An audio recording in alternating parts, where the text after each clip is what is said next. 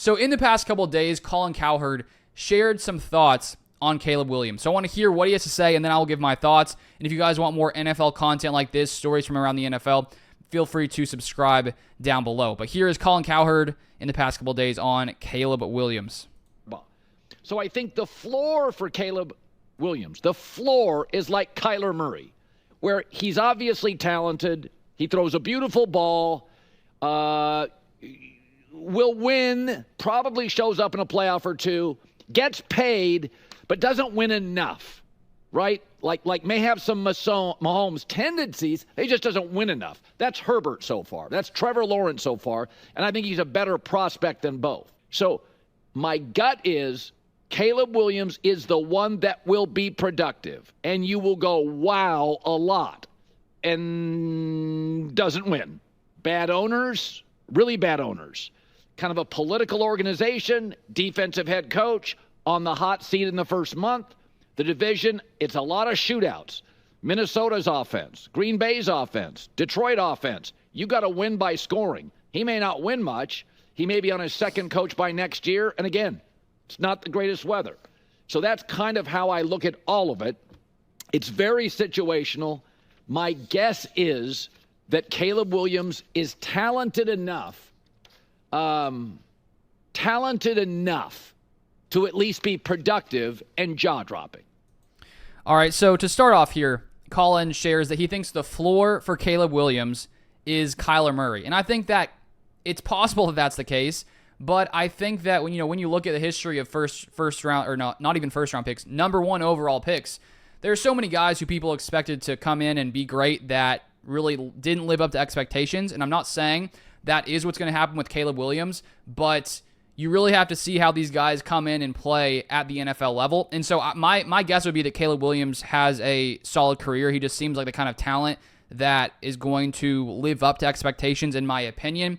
But it's always hard before the season, before we've seen a guy play in the NFL, to really have a good grasp of exactly how they're going to look in the NFL, because many guys had high expectations and did not live up to those expectations. So many first-round quarterbacks consistently do not live up to where they were drafted in the first round. And so I do think that, it's a little different this year for Caleb Williams being the number one overall pick, because that was the Panthers pick. So it's not like this Bears roster is the worst roster in the entire NFL.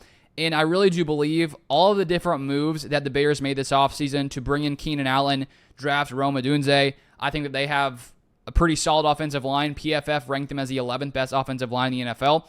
I think that this is a perfect situation for Caleb Williams, and it's not like last year with Bryce Young went into a pretty bad situation with the Carolina Panthers. And I'm not comparing Caleb Williams to Bryce Young. I think that there's no doubt Caleb Williams is a much, much better prospect, but Caleb Williams has a much better situation than lots of quarterbacks do when they start out in their NFL career. And one of the things I'm curious to see this year is when it comes to this Bears offensive line, how much is Caleb Williams going to get sacked? How many sacks are the Bears going to give up? Because last year, the Bears offensive line was honestly pretty solid. They were 5th in pass block win rate, 2nd in run block win rate per ESPN, and yet they still allowed the 7th most sacks in the NFL. And I think that largely is due to the fact that Justin Fields, his tendency to hold on to the ball for way too long. Lots of those sacks were, I think, Justin Fields' fault because the offensive line, was blocking pretty well. And so we'll see, how Caleb Williams compares to Fields in that aspect of his game. But I do think that Williams is going to come in and be a much better passer than Justin Fields. I do think it's important to give these rookie quarterbacks time. And if, halfway through the season, Caleb Williams is struggling, we just have to remember that sometimes it takes these guys time to develop. CJ Stroud last year seemed to start off pretty hot most of the season, didn't really have a bad stretch, where Jordan Love, who wasn't a first-year player, but he was a first-year starter, there was a stretch where he looked really bad. But at the same time, I think you have to give these guys time to learn the NFL, learn the offense. And so I'm not going to say that, a few games in, if the Bears are struggling, Caleb Williams looks bad, that he's going to be a bust in the NFL. Even if he has a average type year one, we've seen guys have average years, even bad year ones, and then come through in the future, develop and grow and become better players. And so I do think this is a very solid situation for Caleb Williams.